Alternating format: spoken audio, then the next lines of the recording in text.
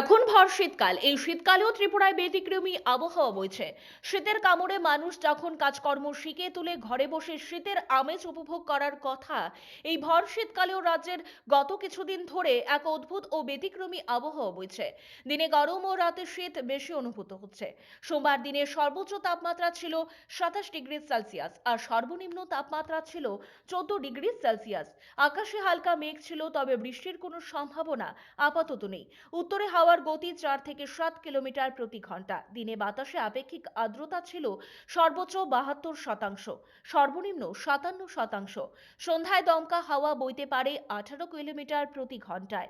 রাতে দমকা হাওয়ার গতি আরও বাড়বে। আকাশে হালকা মেঘ রয়েছে। দিনে প্রখর রোদ প্রত্যক্ষ করা যায়, রাতে হালকা কুয়াশা থাকবে আকাশে। তবে রাত যত গভীর হবে তত বেশি শীত অনুভূত হবে। দিনে শীতের অনুভূতি কিছুটা হ্রাস পেয়েছে, আবার গভীর রাতে শীত বেশি অনুভূত হচ্ছে।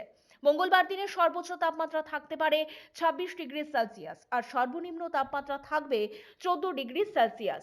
আকাশে কিছুটা মেঘ থাকলেও রাতের আকাশ পরিষ্কার থাকবে। জানুয়ারি মাসের প্রথম দিকে রাজ্যের শীতের দাপট বাড়বে বলে আবহাওয়া দপ্তর জানিয়েছেন।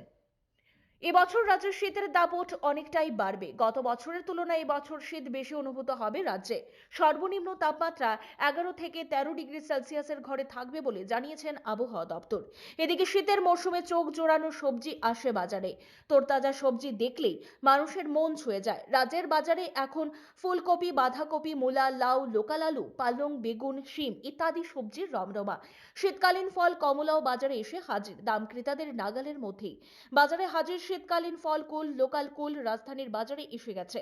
কুলের চাহিদা দিনের পর দিন বেড়েই চলেছে। সব মিলিয়ে শীতের মরশুম রাজ্যের মানুষের কাছে অত্যন্ত উপভোগ্য হয়ে উঠেছে। ব্যুরো রিপোর্ট, পজিটিভ বার্তা।